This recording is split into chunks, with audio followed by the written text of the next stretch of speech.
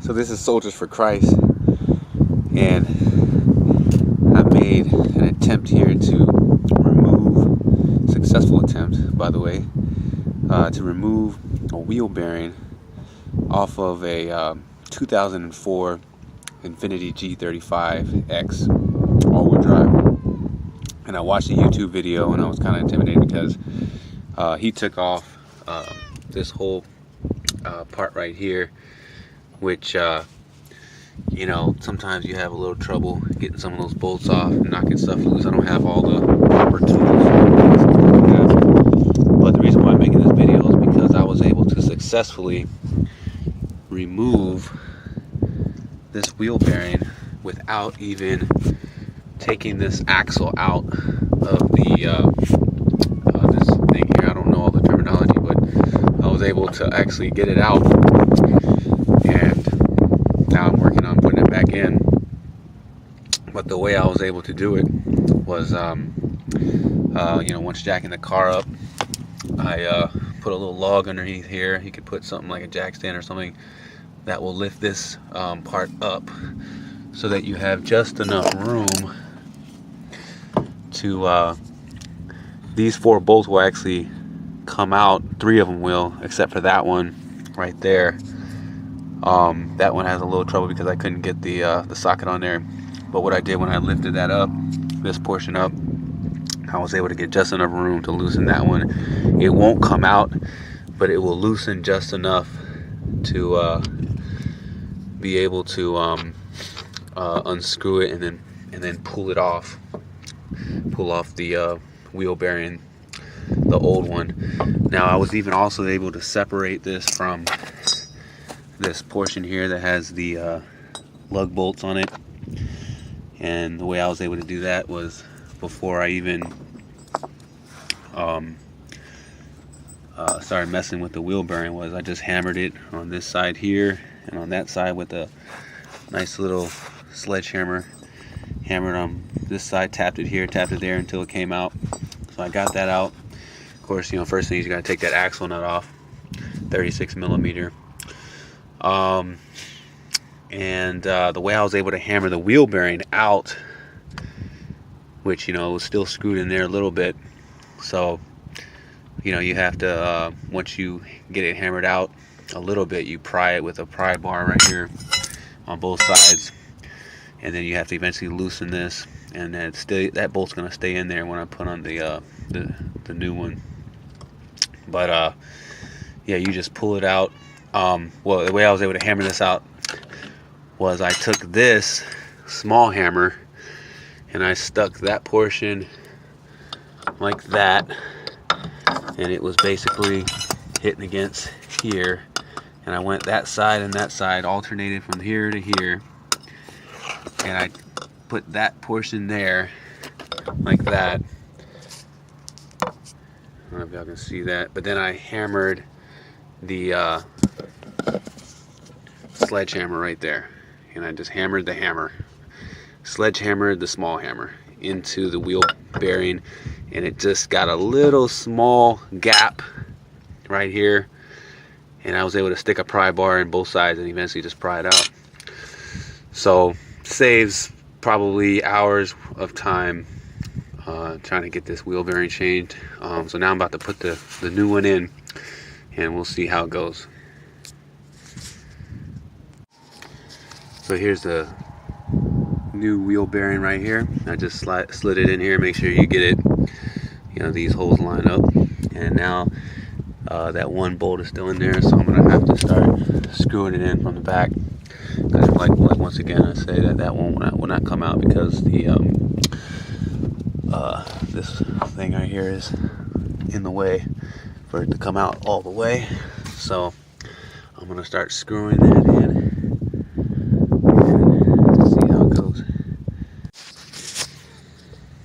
Okay, so we see here that the wheel bearing is going in just fine. I got that one bolt that's screwing in, and as I screw it, I can push it more and more in, and I won't even have to hammer it. I won't even have to hammer this in because these 4 bolts will actually tighten it and press it in without a press. So you just have to gradually push it in while that bolt is putting in is pulling it in. And I'll probably, seeing that the one bolt is pulling it in here, I'll put the other bolt here and then gradually pull it in from both sides so that it's pressed in there the way it's supposed to be. And this is amazing, man. I actually got the wheel bearing on there. All 4 bolts are in and it's pressed in there without having to take any of these things off of here. I didn't have to take off the was it the tie rod or anything. You know, all I did was take the axle nut off, and I've got this wheel bearing on here. I will say that you have to turn the steering wheel all the way to the right so it pulls out this way, and you might even have to have someone go in there and hold the steering wheel because you need all the space you can get to get that socket on there, because it will get this right here gets in the way. So if it's turned all the way to the right and this is lifted up, something is holding it up here to push this whole thing up, then you'll have just enough room to get a socket on there and to tighten that last one up. But I'm almost done, and the only thing I have to do, the only obstacle I have is I'm gonna have to somehow take this outer part of this bearing cover. I'm gonna have to somehow pry that off, but hopefully I can get it off. As you can see here, this thing is coming off. I did spray some motorcycle chain oil in there, which actually probably used WD-40 or something. But the main thing is something to lubricate it, because you know, to help it slide off of there. But once I get this thing off and my problems are over, and I'll be smooth sailing, because once I get that off, I'm just gonna slide it on there, and the axle nut is gonna press this back into the you know, onto the axle and close to the bearing where it's supposed to be, and then I'll be done. And this will save you hours, and I can't believe this is this easy. So I just need to get this all the way off now.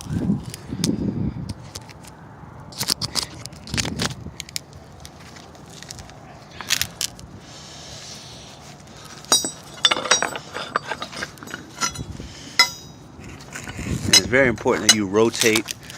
You keep hammering and rotating it so it comes off evenly.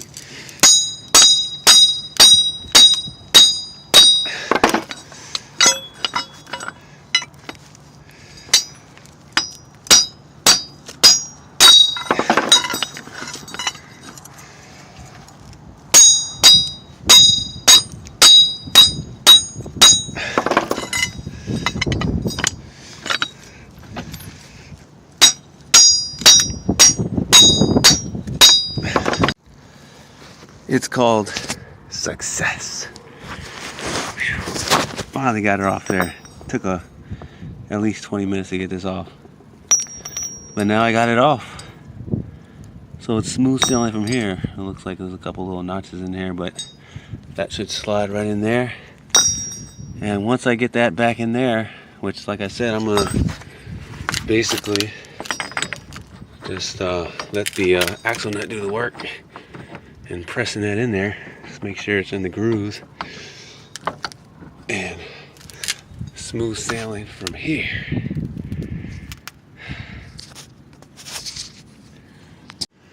And there you have it. I was able to just knock it in just enough to get this axle out, and I put the axle nut on it and tightened it, and it's on there. That wheel bearing has been changed without removing all this other mess and having to take it to a shop to get pressed. Pressing the bearings out, pressing them back in. You know, this is called working smarter, not harder. All I gotta do is put the brake rotor here back on and brake caliper, and I'm rolling. So alright, well, I successfully put the wheel bearing back on. and I put on the brake caliper and brake disc.